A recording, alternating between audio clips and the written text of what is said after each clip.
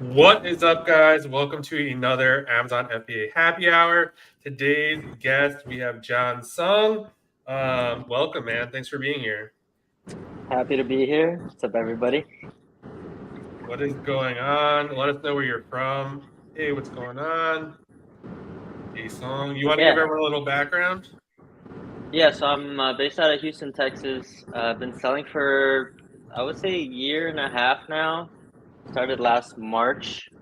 Did the online arbitrage thing and got kind of, for me, I have a lot of business credit and capital. So for me, it was just, I got kind of tired of the multiple orders and kind of being like really sly and catch-alls and all that. So just wanted to kind of be able to drop 20,000 with somebody and get on with my day. So I decided to go into wholesale earlier this year. I would say January.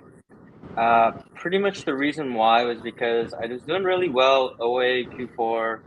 I was able to do 135 in December alone last year. Nice. And then all of my leads dried up once the Q4 deals disappeared. And I have a tendency to go really heavy on my best-selling ASINs, but the downfall with that is that causes my catalog to be very, very slim. So if anything happens to those opportunities, it does kind of put me at a really big disadvantage.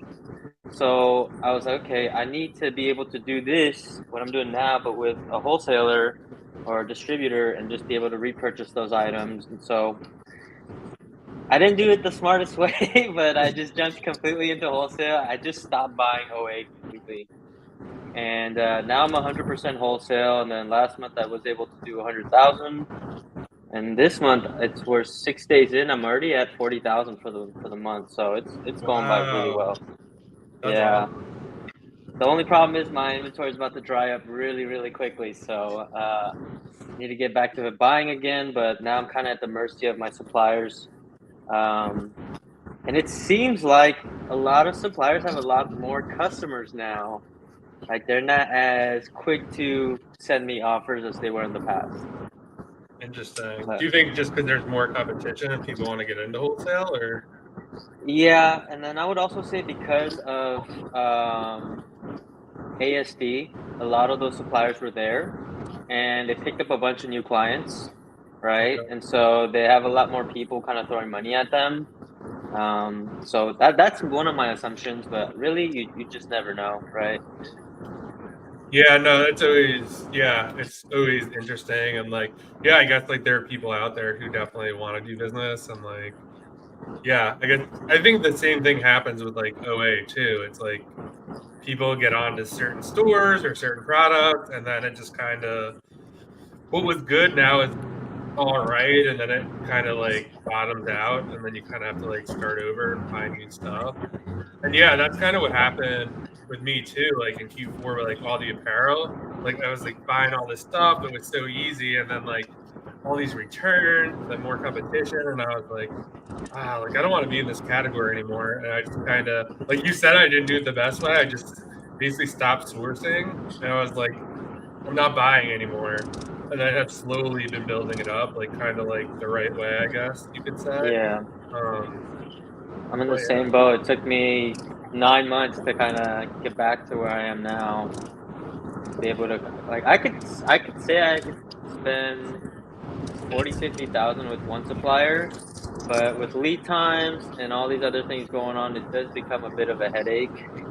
Yeah. With OA, it's probably getting sent in within 2 weeks of purchasing max, uh, probably more so a week. And then with, wholesale, it can be 2, 3 weeks. You're kind of just at the mercy of them prepping or them sending to your prep center. So there's there's lead times from when you purchase, and there's time of it being sent to your prep center, and then your prep center turning it around. It can be 3, 4 weeks before your product goes out after purchasing. Wow, and then you also have to rely on like Amazon to like check it in. Yeah, check-in times, and then right now everybody's sending in as much stuff, so it's like the check-in times are brutal. Yeah, I've So definitely noticed that a lot. Like I actually started prepping like myself a little bit to like speed up the process and kind of get it to more like East Coast warehouses. Um, it definitely checks in much quicker here. but it's like not really like super sustainable to like get everything here.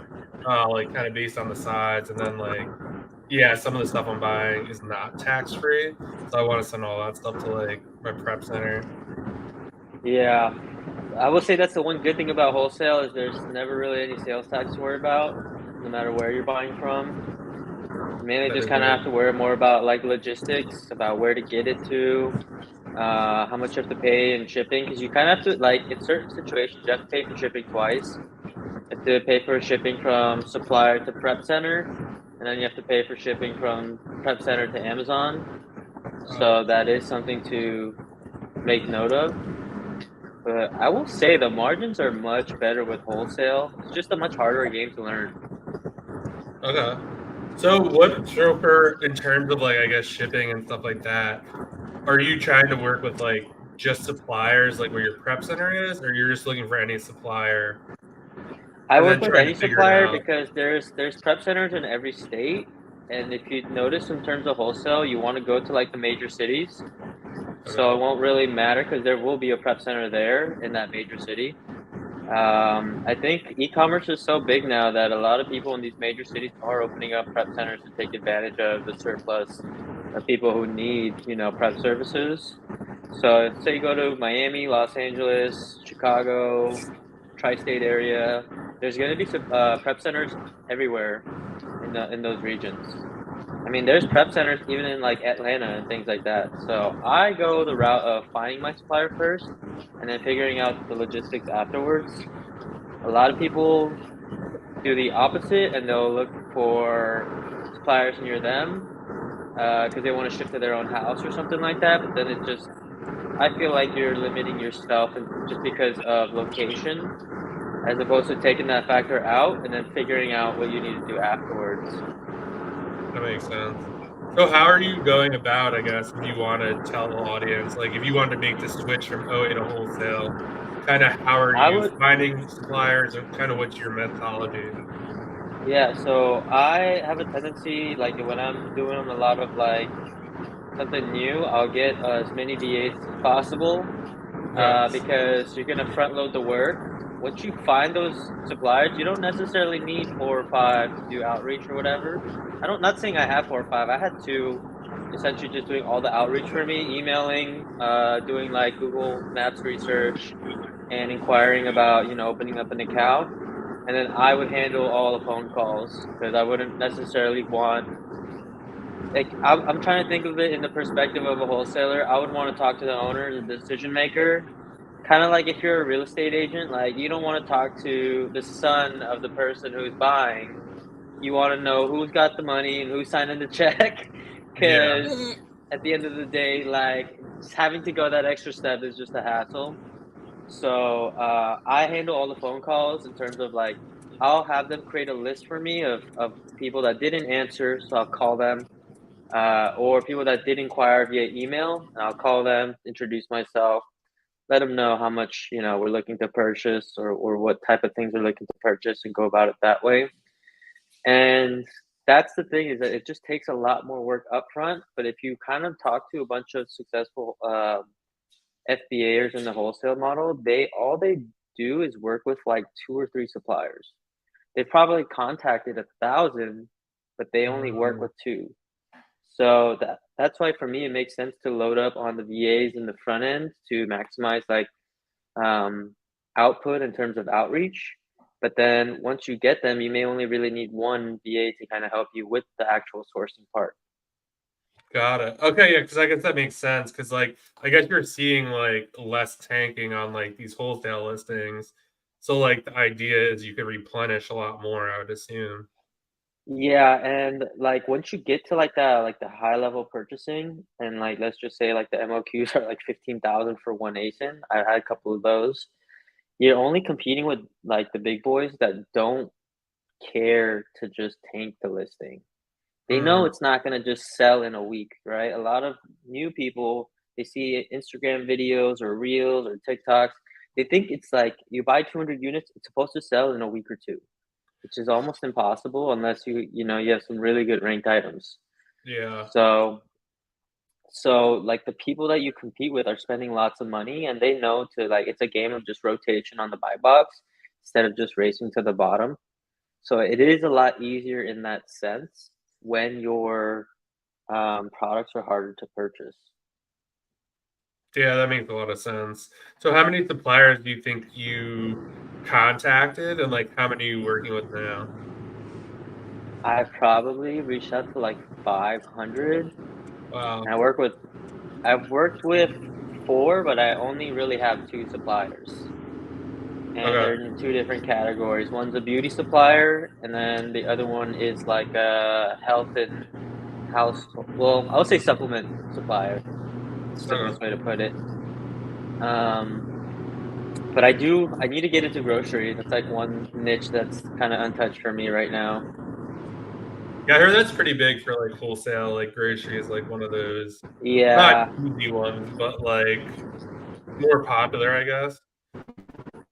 I think there's a lot of bundles in groceries.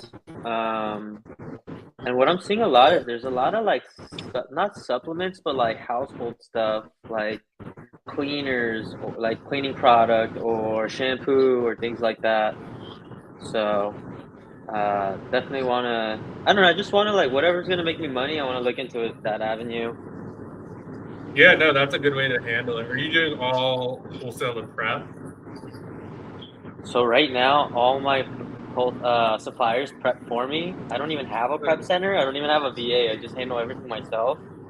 But Wow. I'm not working too many hours right now. But now that Q4 is here, it's kind of harder to purchase from my suppliers because there's a lot more people ramping up their own purchases, which kind of is like my competition at that point in terms of buying. Like, there's only so much supply I can buy in a given month. So I'm realizing I do need like one or two more suppliers to be able to spread my or utilize all the capital I have. What's up, Milton? What's going on, Jay? You guys have questions, So drop Jay, them in the chat. Um, wow, that so did they charge you extra to prep or no? yeah, but it's a killer deal. They're charging me 30 cents to prep. Wow. That is Yeah. It's a wow. no-brainer. Long Like, Times why is would I cheaper, even send it actually. to a prep center? Yeah, and the thing is, like, they're just making extra money on it. They already have the employees, the warehouse, and why True. not just keep it in-house and make an extra dollar or whatever? Ultimately, like, it's like with wholesale, you're buying so much, so it's easier to prep because they're single SKUs. You know what I mean? Yeah. And they probably have like a process because like they're selling all the same stuff. So it's like probably pretty easy. Yeah, You need all the same boxes, the same bags, like it's just not exactly. as difficult. Yeah, they know Yeah. exactly what they're doing at that point. It's not really anything new. And then, like, some of my suppliers will already bundle stuff. I'm sure they're charging a markup on it, but as long as I can get like my 20% ROI, I don't care what they're charging me. I mean, I'm making my money. Yeah. No, that's a good point. Wow, that's really interesting. So Yeah. are they shipping pallets for you or they're just shipping regular? Just SPD for now. I've asked them about pallets, but at the same time, I don't think I want to do that now because it'll Yeah. just slow down my time in terms of check-in. LTL is great for saving, you'll probably save a good 50% on shipping. But you're gonna wait another week, and that week will actually kill me more than that 50% in savings that I get from inbound shipping. I'd rather just eat the cost and get it checked in as quickly as possible. That's how I've always looked at it, even with like books and stuff. Like everyone said I was crazy when I was doing books. I wasn't sending pallets in. But then like when COVID happened, it was just like everyone's pallets were like delayed, getting lost, like Amazon rejecting them, and like all my stuff was checking in. Like, I might have been paying double the price, but like it just kept going. Like other people had like Exactly. 70 pallets stranded. I'm just like I couldn't even imagine that. Like and there's nothing you can Yeah. do about it. Like it's just on a truck somewhere. It's not like you go get it and like redo it. Yeah, that's the thing with LTL. They don't have it's like so I used to work in the trucking business and I used to actually send stuff to the Amazon warehouse. It's hell. It takes like I used to have drivers stuck there for 10 hours unloading. And I would have Really? to pay them for their wait time. So there's a difference between just a trailer drop off and live unload. Trailer drop off, the pallets are in there, but they just let the trailer sit there, and then the truck leaves. And then there's live unload where you sit there and you wait for them to take the pallets out. And a lot of the times with LTL, they'll drop the trailer off and leave. And since you're not dropping off a full truck, they actually don't care. It's mixed in with a bunch of other pallets, and they just get to it when they Uh, decide to get to it. That's why it can take up to 10 days with LTL. Interesting. Wow. Okay. I guess that makes a lot of sense then. Yeah, and so that's kind of the difference with LTL. Like the people who send in full trucks, you see their stuff check in the same day because they're sitting there and waiting for the live unload. But when you're doing LTL, that means you're not doing a full truckload. I forgot what the LTL stands for, but it means less than. Oh, I think it's less than It's truckload, less than less than a full truckload. truck. Yeah. Yeah, and so the FTLs, the full truckloads, will get usually unloaded right away because the truck has to leave with the trailer. With the LTLs, they have some carriers pick it up and then they mix and match it and then drop off the trailer. Okay. That makes sense. Yeah. For beginners doing FBM, what department, i.e., beauty, grocery, home, do you recommend to focus on? I looked into shoes but got discouraged because I wasn't finding profitable items.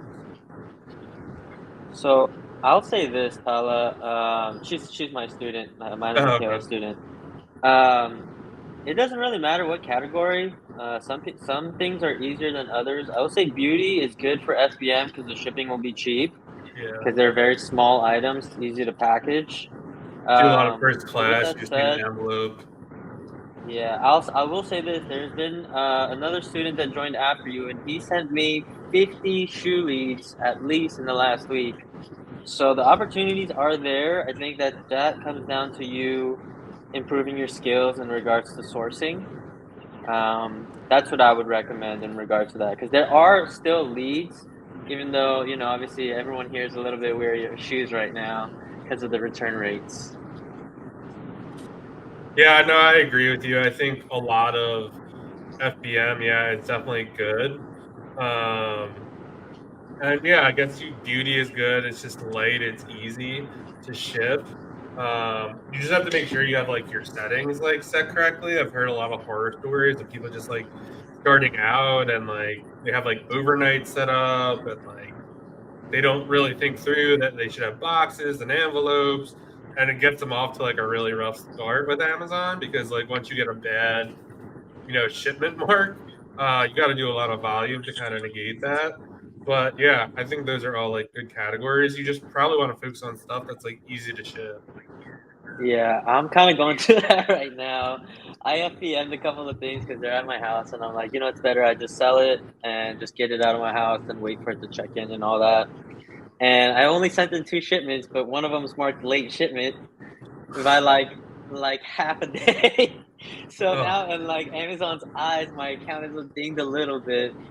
It hasn't really affected me severely, but at the same time, like, would my buy box be even better if I didn't true. have that mark on my account? Does it say like your account's at risk of like deactivation? No, thankfully it Okay. doesn't say that, but I'll go to shipping performance and it'll say like 50% late shipments because it's only two. And I'm like, that actually looks really bad because they Is say that it's got to be like less than 1% or something. yeah? When that happened to me, it was over like Thanksgiving break.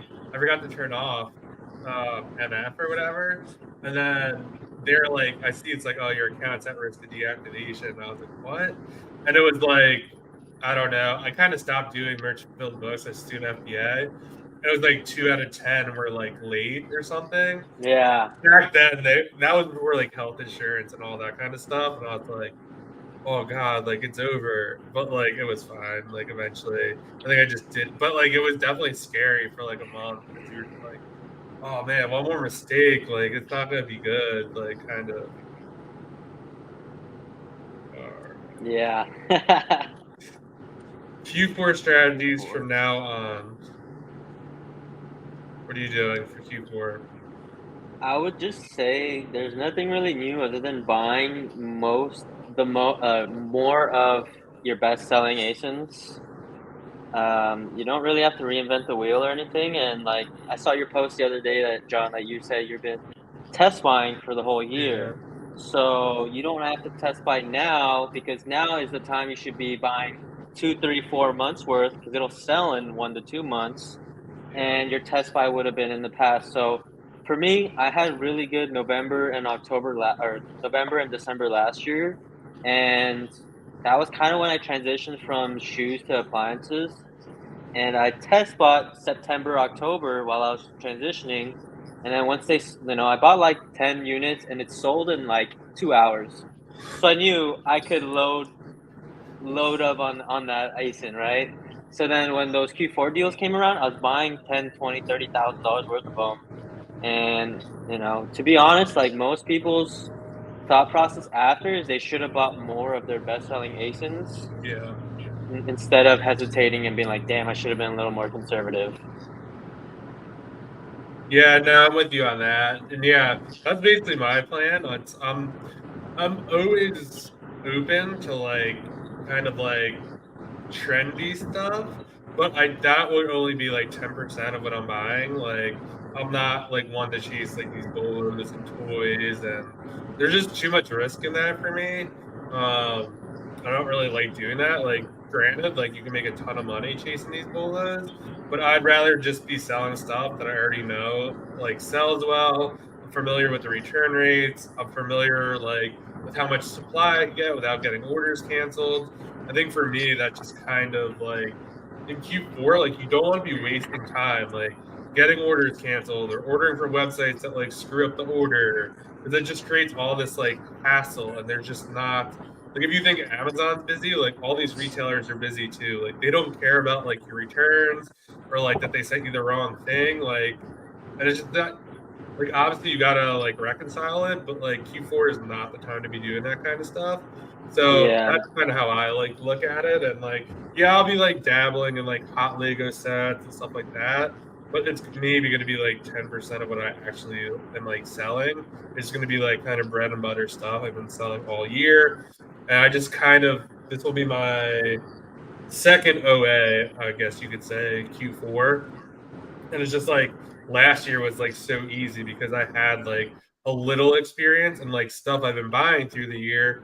And I was like, oh, okay. Like this Q4, it's like I'm just gonna look at what I bought last year, combine that with like my best sellers this year, and then like sprinkle on like the 10% of like, leads that like get shared with me and stuff like that, and just kind of go from there. Yeah, I think that's the best thing you can do because you never want to have your business built on seasonal stuff. It should Yeah. be supplemental to your main catalog, but I've always been a fan of like buying year-round good set like stuff that sells really well year-round, because then you can continue to replenish it throughout. And then if there happens to be even better Q4 deals for OA, you can take advantage of that and capitalize it on even more. But now you have the experience of how well it sells, what price it sells at. It's just a matter of buying as much as possible. And to add to like one of the things you were saying, one of the best things you could do is buy as quickly as possible. A lot of those really good deals will sell out on those websites if you're doing OA. It happened to me last year where I like hesitated. I was like, you know what, I'm gonna buy it. I'm gonna check on it tomorrow, and it was sold out from the retailer. So I remember sitting there thinking, damn, I should have placed my order with like another 15,000, and it just couldn't happen because like you really have to think about the scale of how many people are out there doing OA. There's a lot of people. Yeah. It shouldn't scare or deter you, but it should just let you know that they're also on the same websites as you, surfing the same deals and whatnot. Yeah, I totally agree with that. And like, yeah, like it is like a time where like if you have like something that's selling really well, it's like you want to be going to that website like multiple times a day. Like, I know I just had like pages up, like tabs, and I was just like refreshing like for some like every like 5 minutes, and like if like five became available, just like adding it to the cart and like checking it out, and then like just keep doing stuff like that. That can lead to be a nightmare in like when you're just getting like fives and sevens and ones, because it could just be annoying to track all that. But Yeah. if it's worth it, it's definitely worth kind of doing that kind of stuff. And I think like another thing you also have to think about with Q4, it's like it only happens once a year. Like that sounds super obvious, but like there's no other time like Q4. you're not going to catch it in January or February. Like, yeah, back to school is great, but like you really want to put everything you can into Q4. Like you could probably do more in Q4 than you did like the first 3 quarters. Yeah, I will say if you have a lot of if your ASINs are very fast selling, there's no such thing as not buying too much. Because what I noticed last year is I bought like a bunch right before Christmas because there were still good deals around. And by the time February came around and like everything was finally checked in, I was the only guy with that inventory. And Yeah, it was actually an advantage. And it has to make sure that it's really good selling inventory, like it sells fast. Um, Mine was like 5,000 units a month, and it was, average sale price of $300. So there was literally nobody. And I remember thinking, like, damn, I could have bought so much more. Yes, my capital spending would have been a lot more than I would have wanted it to. I probably wouldn't have been able to pay it off like initially, but I would have made it all back because the ROIs were like 50 to 100%, and I was the only person on there. And so that's one thing I definitely realized because none of those deals come back. January, February, March, they're yeah. completely gone. You'll never see them again. Yeah, I do think that's like one of the biggest parts. Like when I was talking, when you said like I was saying about like test buying all year, like when you're in the game all year, like when the prices are at the absolute lowest. It's like, oh, I've seen this stuff like all year long. Like I've seen them run sales, and like when you see like 50% off sales or 60% off, and I mean it's just not happening like anytime soon. But now, and like you just got to capitalize on it. And that's not to say just like go crazy and don't be like not like do it smartly. I guess that's the best way to say it. And like, even though you want to go hard on stuff, you also kind of want to make sure you're wide as well. Like, if you only have like 10 grand, like, you don't want to bet it all on like one Lego set. Like, spread that out. Even if you think the deal is that great, I've definitely been on stuff where I'm like, this is absolutely amazing. There's no way this tanks. And like, sure enough, like, there's been buys. I'm like, there's no way I could lose on this. And like, sure enough, I lost on it. So it's never a guarantee, not to scare you, but like just kind of keep that in mind. Yeah, I will In say as long as theory, it I like mean, has if an insane. Go for it. go Go ahead. for it. Go for it. In theory, if you're buying good stuff and it's not seasonal, then and your buy cost is low enough, you can sell it into January, February, Yeah. etc. Obviously, you're gonna take a hit with your cash flow, but Yeah, but it it's not kind the of full works in buy. your favor because all those deals dry up very quickly. Exactly. It's not January, like I you're gonna see them remember again. getting lost. Yeah. Yeah, February I is like remember one of the January. worst months for tours too. So It is. definitely spend your You know money. I why? remember Because you February. need I'm like, I thought I was gonna go out of business. Like I couldn't find anything, and I was like, this is 100%. This year, March, because that would have been February's buying. In March, I did $5,000 in revenue. I was completely shook, but it was also my fault that I was like over OA and I just completely stopped purchasing. So that yeah. was my fault, and I wouldn't do that again. But yeah, that was my scenario. But I would say if your inventory sells really, really fast, like you shouldn't have any concerns. And that's one thing I've been doing with wholesale is I've been like really, really picky about the inventory I purchase. I get a lot of like inventory that's like 80, 100% ROI, but it sells 50 units a month. It's not even worth my time. There's 10 Mhm. sellers on there. What am I going to do? Make $5 a unit and sell five of them? Like, I would much rather just put $20,000 into something I can sell 2,000 units of in a month, and I'll make $4,000 in that month. It may be way less ROI, but overall, in terms of my overall growth, I'll make more. Yeah, that's a good point. I've been looking at a lot of stuff, like even doing test buys where it's just like, oh, like I'm gonna buy 10. And it's like, oh, if you make $5 on each unit, and that's $50. Like I don't like the upside has to be there for like it to sell at a high volume to be worth the test. But like if it's gonna be like 10, 20 max, like it's almost too risky because like more bad than good could happen in that situation. Yeah. Right now, I'm like going for low variation, at least 500 units a month to like 10,000 units a month. The ROIs are lower, like 15, 20%. But then Yeah. I will get like really good opportunities where it's like, the stock will dry up and I can kind of price a lot higher than everybody else. And then a lot of things that they don't tell you is like on those super fast selling ASINs, you can actually price at less. Let's say like the buy box has been $25.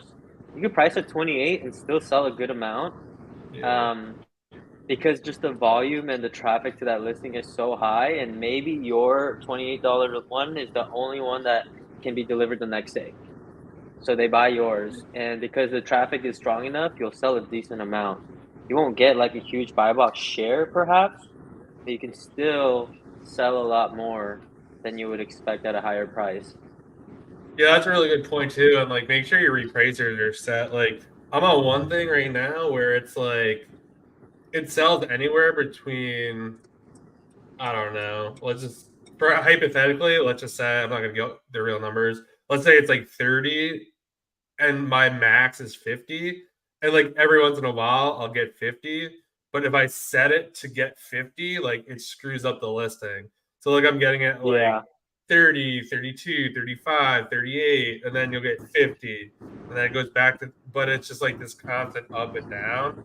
And like when I look at the listing, there's like, for me, there's no rhyme or reason to it. Obviously, like you don't know, like obviously maybe it's a geographic buy box or something, who knows? But just yeah. like Is make that with sure you have Aura? a wide range. Would you Is that say? with Aura? Yeah, with Aura. Yeah, I get that too. Where it's like I look at the Keepa, I'll never get the buy box for $50. It'll never show me getting it for 30 and jumping to 50. Then I'll sell it for Yeah. 50 somehow. It's so weird. Yeah, these people are like paying because like I always go to the orders and it's like paid. Like I'm like, okay, like that's interesting. Yeah, and it doesn't show in the Keep It chart either. I agree with you. Exactly. That's why I gotta I'm a test. big fan of Aura. Honestly, I don't like I love, BQ at all. I love Aura. We're actually Dylan, the founder of Aura. He's gonna come on. I think in 2 weeks he'll be on here. Okay, that's cool. That's cool. Yeah, I love the new Aura too, like the 1.0. You guys want a subscription or a trial? There's a link below for you guys. It works really, really fast. I'm a big fan of it. It's like a lot smoother on the new Aura.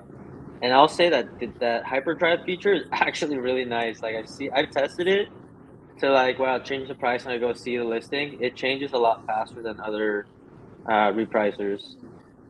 Yeah, I'm definitely gonna try that out on one or two ASINs.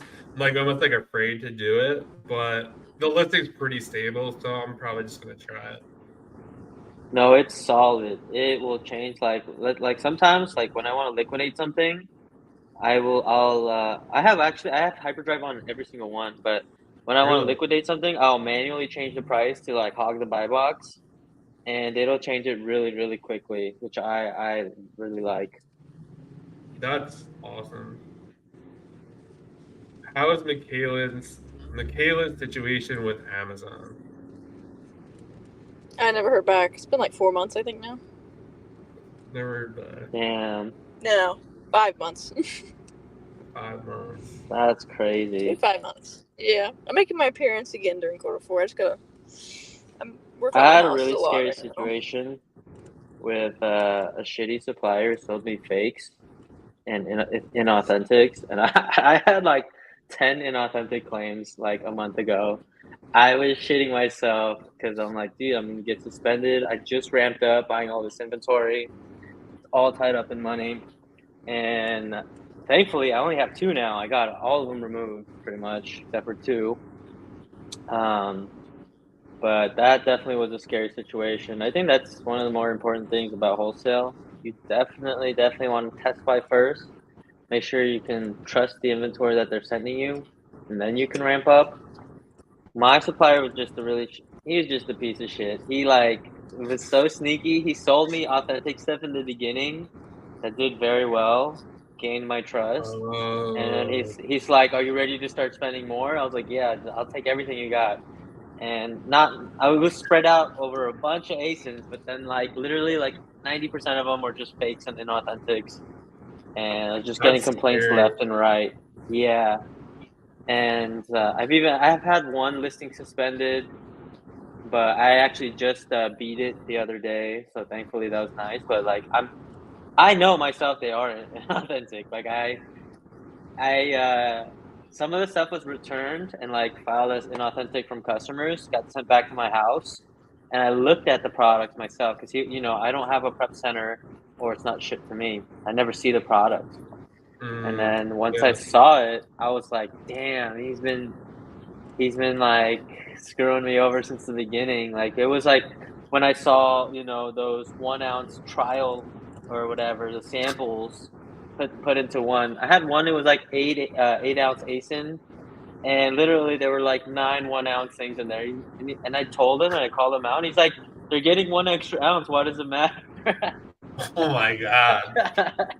I guess that is the Yeah. scary part when you're not doing your own prep, or like you don't have a prep center where they're like, yeah, this stuff Yeah. not like my prep center today, they would like text me, like they just text me like, oh, this stuff was broken. They'd be like, hey, you ordered like an 8 ounce bottle, like there's 9 individuals. I'd be like, what? Like, Yeah. no, like So. send that crap back. Like, no. Exactly, and like I can see why a customer would be upset in that case, even if they did get more, because it's like, who wants to carry on 9 little samples, and it says not for sale on there, like they know they got screwed over as a customer, like they're not going to be happy Yeah, with that. for sure. So I will Yeah, and say it's like the so mistake was, obvious. It's not like you even did like 2 4 ounce or like 1 9. It's just yeah, like if you get 8 of something, I would be like pissed if yeah, it's another. it was my fault too, because he did reach out to me through Instagram. And I should have been a little more weary. I was extremely weary, but he's a good talker, honestly. Like he gained my trust. I really thought we were friends, and he really got me good.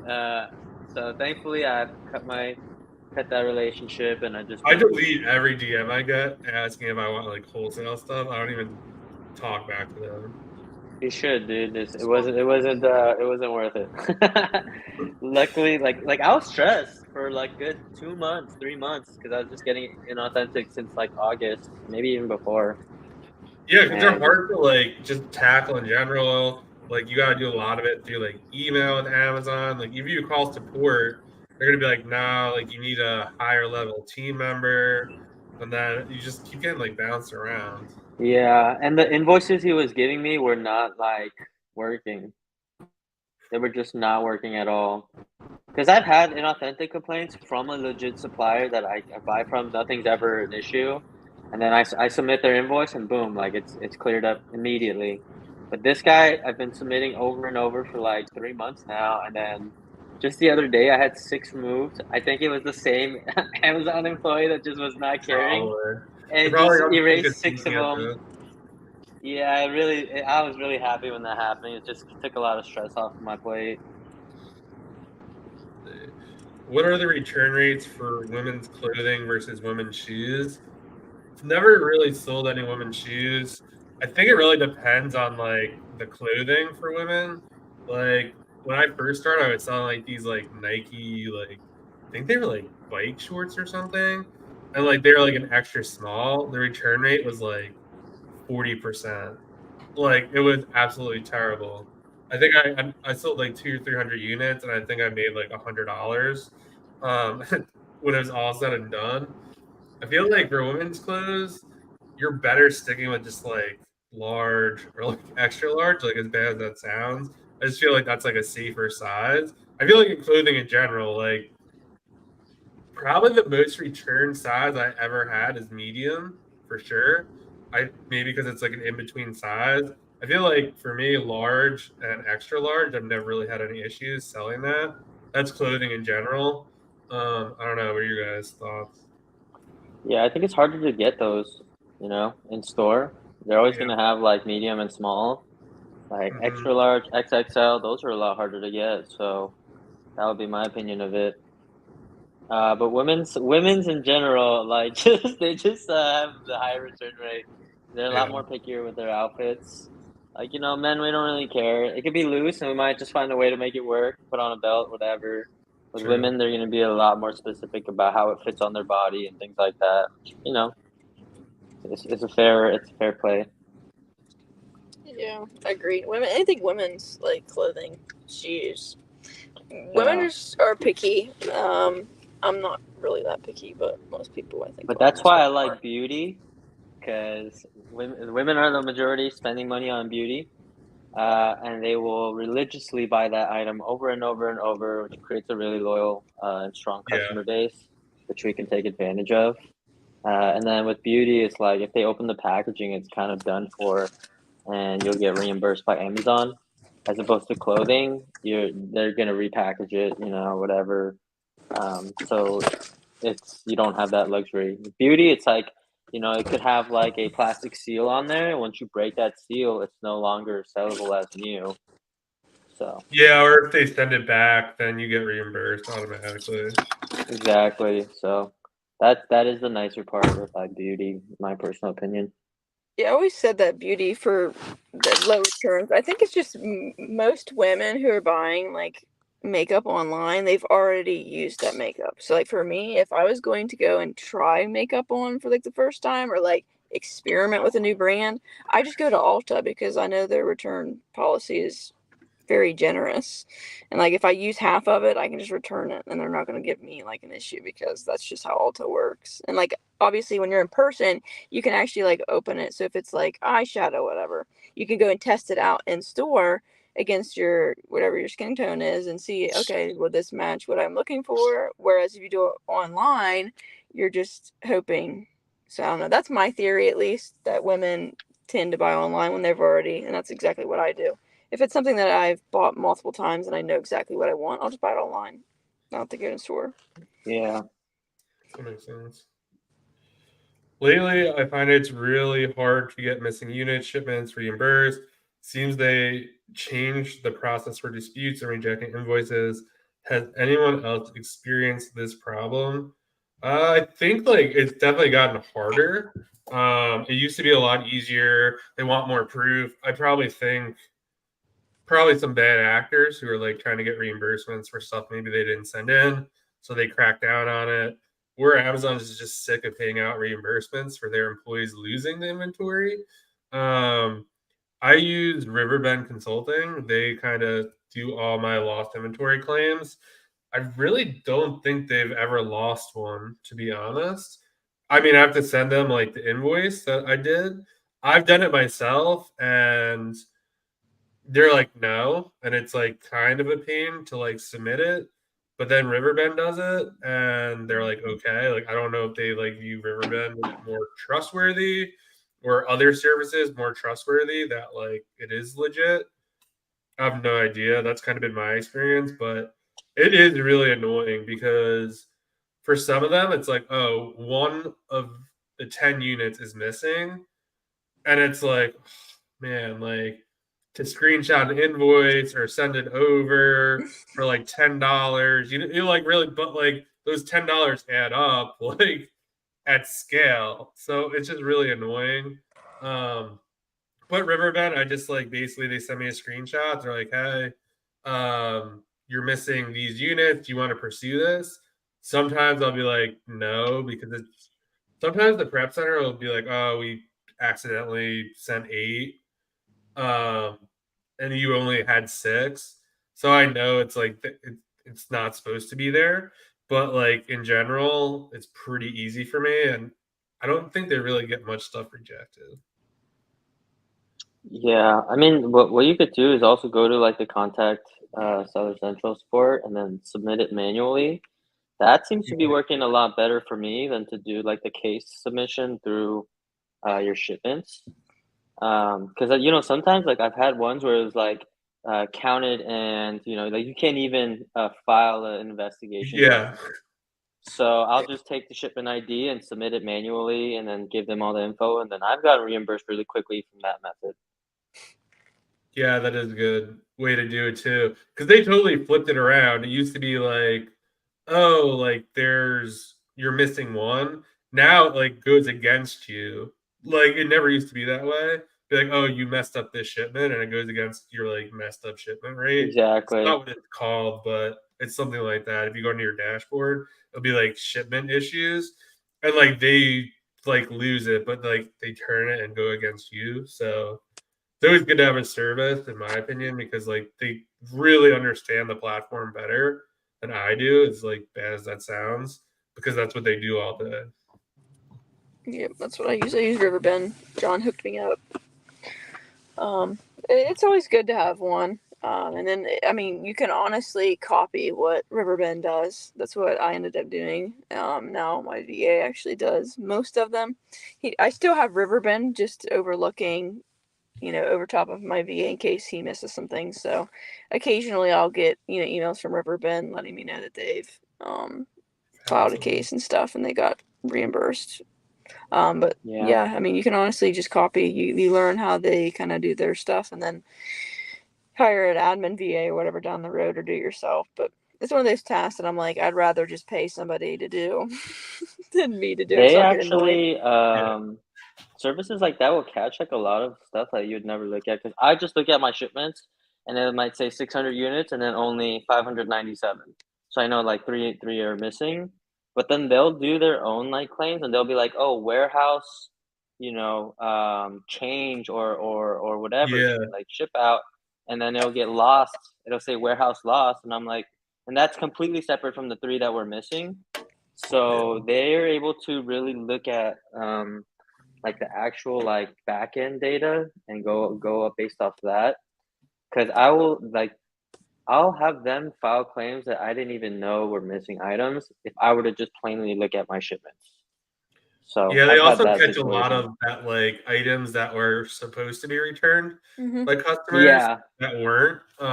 Which is I don't even know how you really track it that it's internally or like, how supposed to you go be. about it, but There is a I forgot how to get there, but there is a place in Seller Central where you can actually see all that. it's under refund. When Um, you go to under refund, it'll be like started, yeah, it'll be Yeah. like and completed, but it's there's a ton that are just like started and they're like 2 months old or something like that. And I think yeah, they like start exactly. to reach out to Amazon It's and get that fixed. it's supposed to be automatic, but they do miss some, and Mhm. that's where like services like Getita or the one you were talking, Riverbend, will come into play.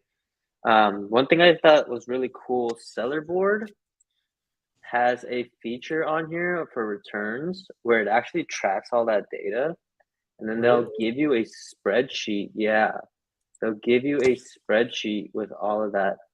So there's a little money back area, and you go to like returns, and you can print out like a report, and you can actually give that to your VA and have them submit all of those. I never knew that.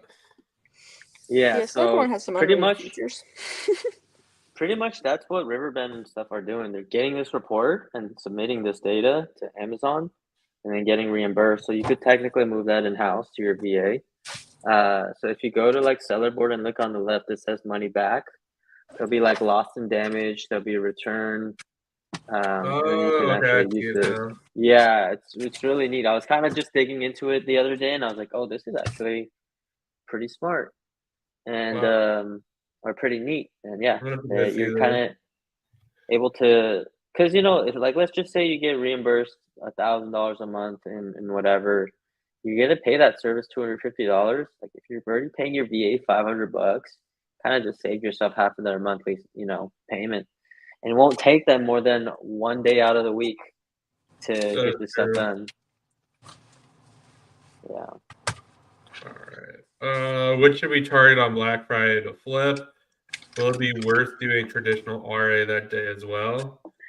I don't know. Whatever. Like we kind of talked about what we were doing. I mean, I tend to target things I know and things I'm just selling regularly. I'm not really trying to venture into new categories or mess around with stuff that I'm not familiar with. If you're new, I mean, obviously you could look at all different things, but for me, I'm just kind of targeting, the stuff I buy normally or things in that category or different variations of that stuff or bundles of that stuff. Um, yeah, that's kind of what I'm targeting on Black Friday. I don't do any in store. I haven't, so I'm not really sure if it is worth going in store. I mean, I'm sure it would be, but it's just not what I'm doing on Black Yeah. Friday. Well, I will say a lot of these retailers are understanding about like the e-commerce side of things. So they offer a lot of the same deals in store online nowadays. Because they will actually make more money. They realize they're going to make more money selling it online then as opposed to like having a bunch of people come in and wait in line. I don't know if RA is going to be worth it. It's going to be so packed and busy that your time is just going to be of the essence. You know, you Yeah. probably could spend 4 hours waiting and getting in line and getting in store, and hopefully you're even able to grab the stuff before somebody else snatches it out of your hand. There's traffic. There's usually limits. There's all like sorts Yeah. of stuff. Honestly, the deals online are good enough to really just capitalize on that, in my opinion. Yeah, I'd agree. I mean, Agreed. I guess what makes sense if you're like chasing, like, I know some like bigger RA sellers, like they're chasing like 5 to 10 items and they're like literally trying to clear out the shelf. I feel like if you know what you're doing, like with that, or you could like hire people to like go out on your behalf. But like if you're just gonna go, I would probably say I would go with like some plan. I wouldn't plan on going into Target and scanning everything on Black Friday because it's going to be like a zoo and it's like just really not the time. I think a lot of the things too you could do is like for Target and Walmart and all these bigger stores, they're going to be telling you like what their sales are before. So you could just pretend Yeah, like that's the 100%. sale and like make a shopping list of stuff to get or stuff to buy or whatever you want to do. So I like to kind of like shop the sale before it starts. This way, when it does start, I have a bunch of stuff I could already buy. And then the stuff I'm kind of not aware of, then I can kind of look into that and see if it makes sense to buy that stuff. That's actually what I did last year. Is they gave a catalog of their Black Friday sales. I waited till midnight and I tried to buy as much as possible to clear them out before anybody else would get it. And it worked great because I knew exactly what I was gonna buy and didn't really have to waste my time scanning and doing the work. I could just buy as soon as it turned to midnight, and like literally by 7 a.m. that ASIN that I was going really hard on was gone, completely sold out. So one, I limited the competition, and two, I was able to capitalize. If I got to my computer at 10 a.m., who knows? It might have been gone. That is actually a great strategy that I used all last year. Like you have to know, so like some of the stores are West Coast, so that sale doesn't start to 3 in the morning. I definitely like made that mistake last year. But yeah, if you know like when the sale clicks on or the offer clicks on, you get up an extra 3 hours early or whatever.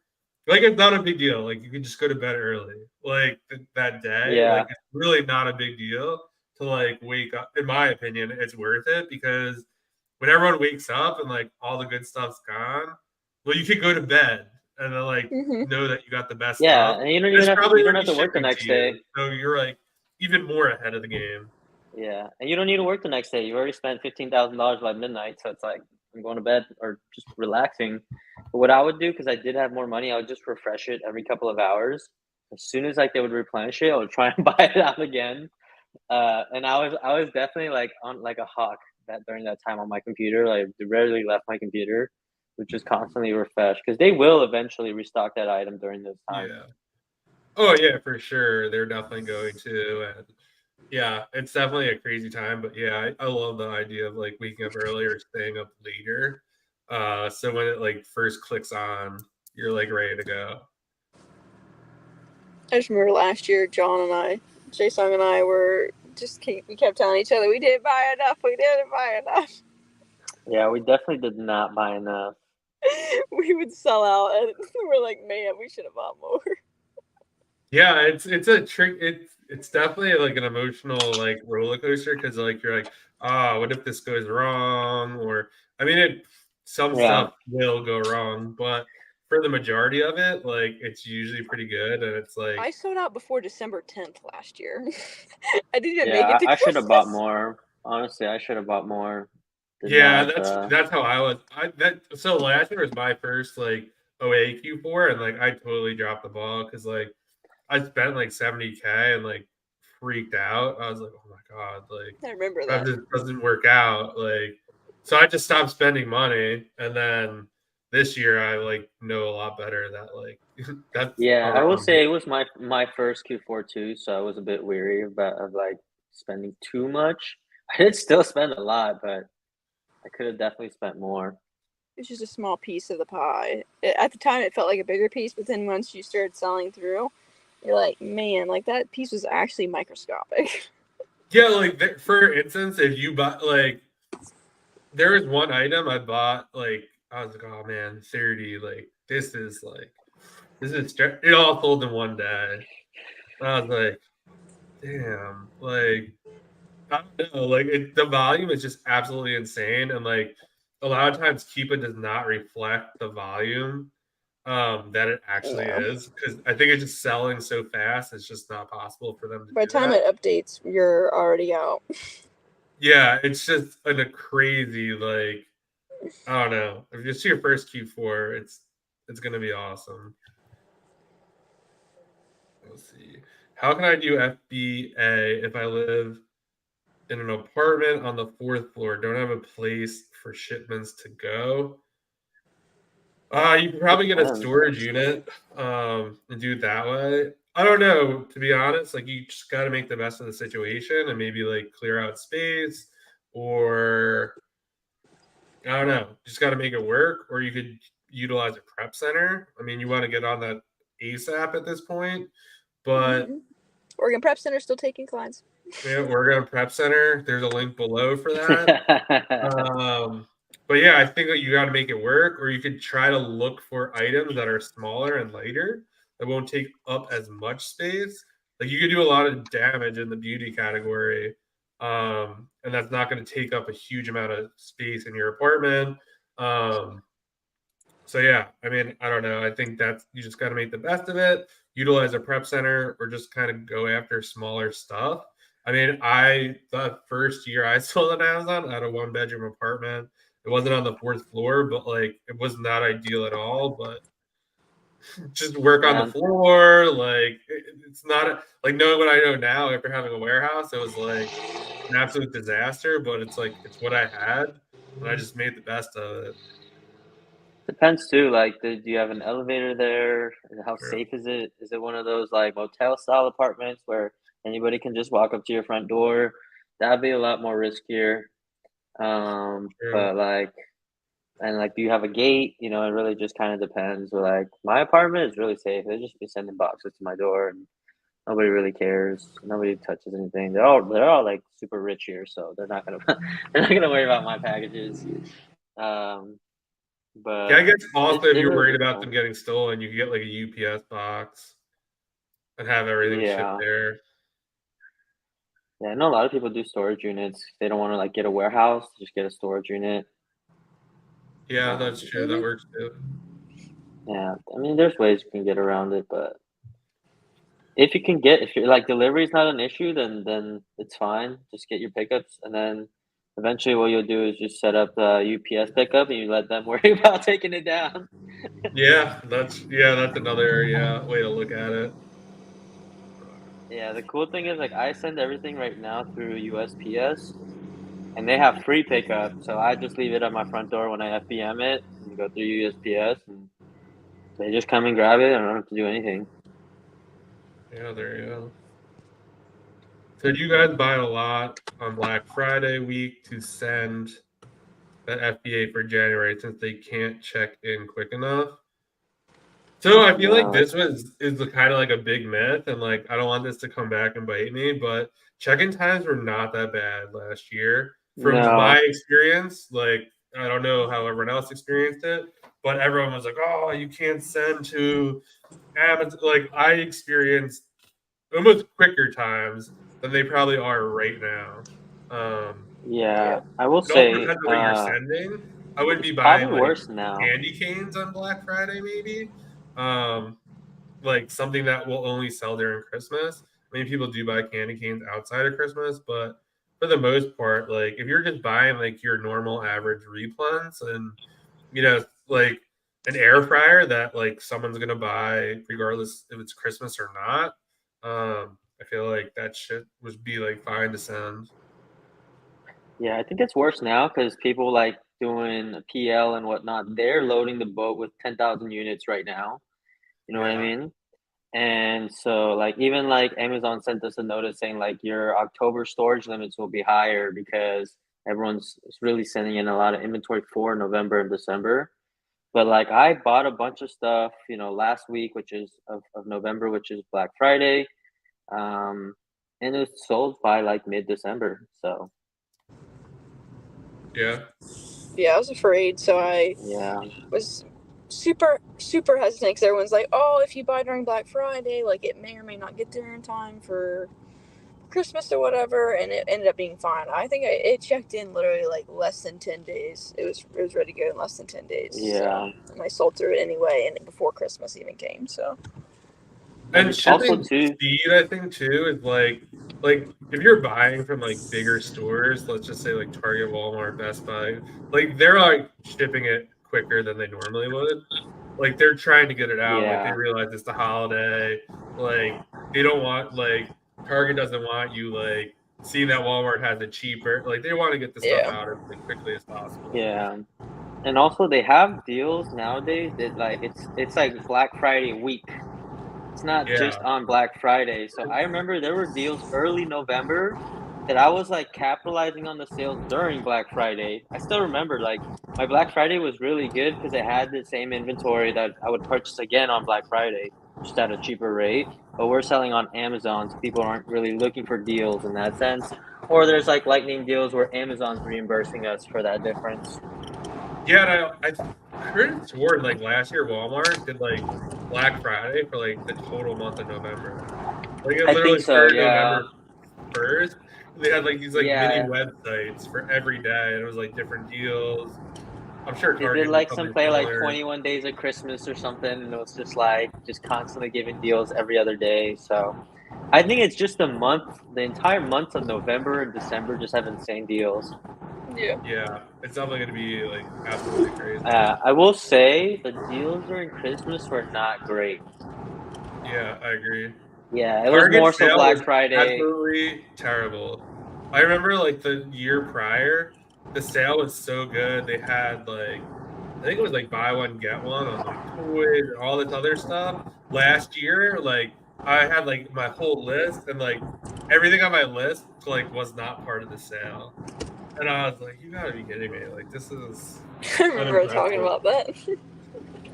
Yeah, I remember that toy sale because that's whenever I was selling on eBay. And then last year was like a major letdown. I was like, what the heck? Like like all their biggest toys and like stuff everyone wanted, like that stuff was not on sale. And I mean, it is what it is. But like, I think Walmart probably had like probably the best sales. Yeah, they did.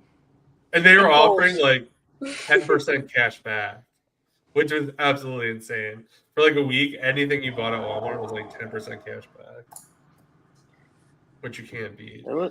There was one day they had Kohl's 10% cash back on Rakuten, and I think I made like an extra $1,700 off that.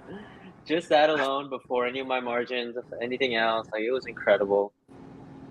Yeah, cash back is. Yeah, before any credit card cash back, Kohl's cash, the like coupons, like it was just straight 10% off the top. Yeah. What else we got here? Average initial investment to get started. What do you think? I mean, you can start with like $600. I mean, technically, you can start with like 300, but I mean, to really like get things going, I would say like $1,000, $2,000. You don't need 5. Yeah, I would say like $2,000 would be like a really nice start to kind of get things going. Like get like your Keepa, your seller amp, like kind of figure some stuff out, get some test buys going. Yeah, I think like $2,000 is sufficient. Yeah, I think you just need a good base for your tools. There's like tools obviously that you can wait on, like Repricer, Inventory Lab, and stuff like that. But like you need, at least Keepa. It's controversial on if you need Seller Amp or not, but I know people who've made it without it. I love Seller Amp though, but it's one of these. But it's really cheap. Both of them together, like what, $50? So I don't even think it's that much. It's probably like 30. I actually got rid of Seller Amp. I don't use it anymore. I use RevSeller because it's $99 for a year. Yeah, it's not bad. And Seller Amp's $23, so it was like almost $300 a year. So the only difference is it's not easier to storefront stock, which I think is a good method in the beginning when you're starting. Oh yeah. So that is the downfall. You don't have the luxury of like storefront stocking. It's gonna be a lot more like I just need really a calculator, you know. So that's why I True. use Rev Yeah, But especially if you're doing like more wholesale and stuff. Like, yeah, you really, yeah, Rev is like exactly. nice. I have used that in the past, but yeah, with the storefront stock and stuff like that, I have like all my Google Sheets integrated. But it's more So they sticky, I actually guess. have Google Sheets now Do they integration. really? They have a Google Sheets integration. So Interesting. they're really like giving SellerAmp a run for their money. Interesting. My phone's gonna die. Yeah, and then with Amazon's new sales estimator, where Amazon just tells you like this sells 300 plus units a month for that variation. Like you don't really need a sales estimator in SellerAmp either, you know. Oh, I know. So yeah, because Amazon will literally show you on the thing. It'll say like 10,000 units sold last month. I actually do trust that number. Like it's a very like accurate. That's Amazon's data telling you exactly how much they sold last month.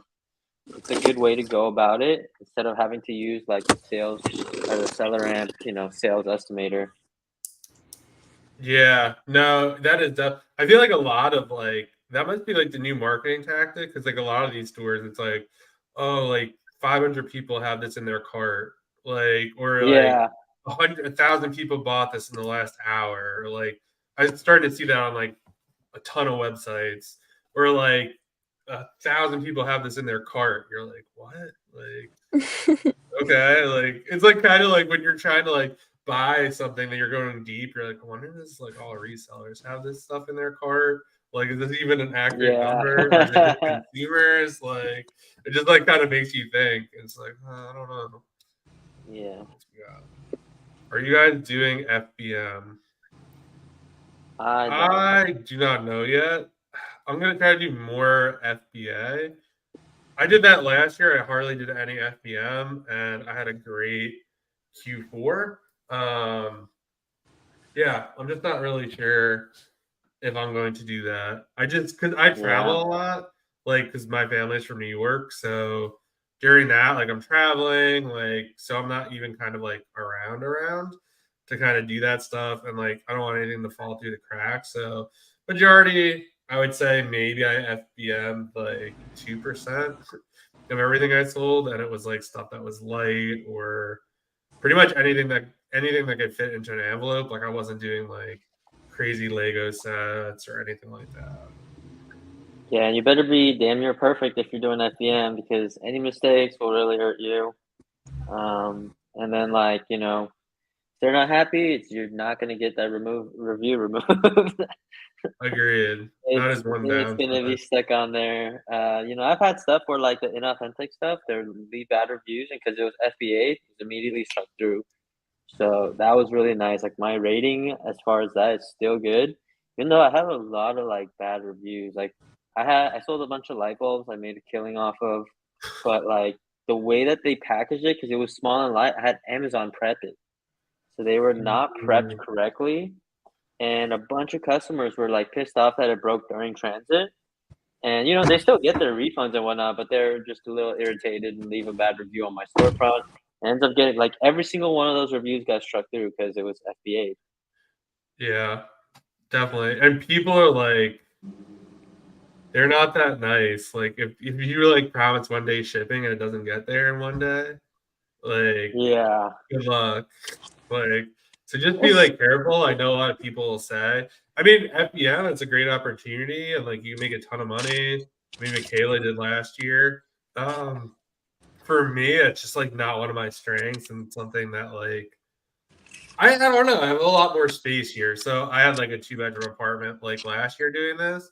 So now that I have like a whole pretty big space down here, who knows? But the name of the game is really just being organized and having boxes and pretty much pre-packaging stuff. I wouldn't kind of suggest it if you're just gonna like dabble in it. I think if you're new, just pick one and go with that. And just kind of figure it out. Yeah, I did like 90% FBM last Christmas, and it was yeah. awful. You were busy. Awful in a lot of ways.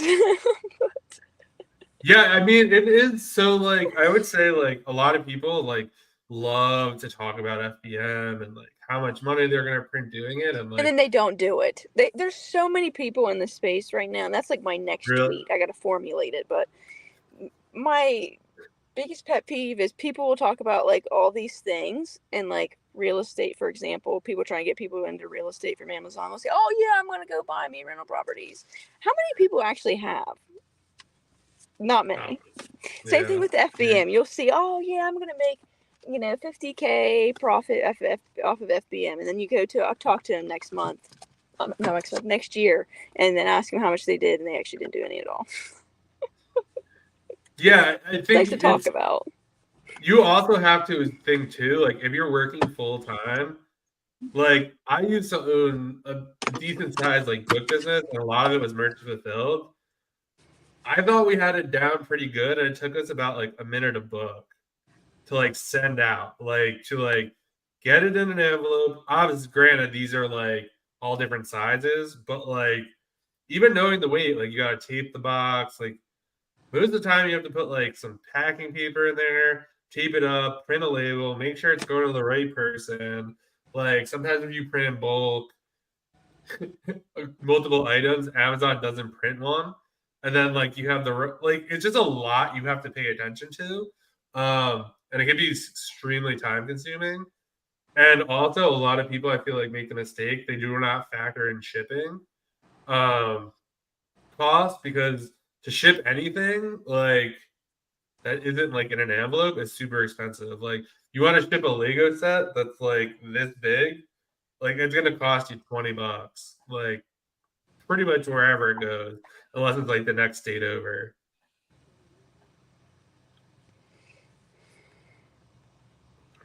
So what are your plans for Merchant Fulfilled then this year, Michaela? I don't know. Honestly, depends on how many houses I have at that point in time. Just because I don't have time to do it. If I do, Nice. it takes up a lot of time. You can obviously systemize as best as possible, but when it comes down to it, like if you're selling different items and like different sizes, like if you could sell, items that fit in the same box and like Yeah. you can bulk buy shipping and like have that preset and everything, then that makes it a lot easier.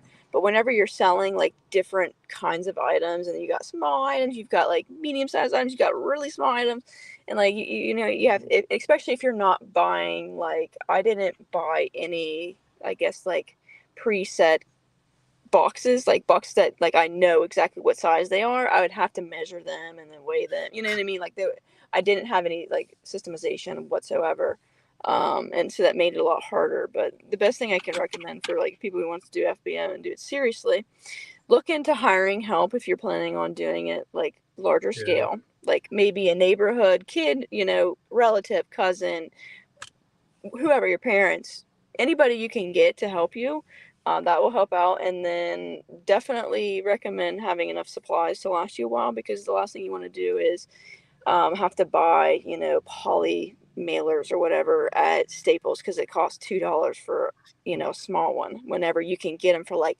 20 cents for like, Yeah. you know what I mean? Like It's in a insane. 5,000 pack or whatever.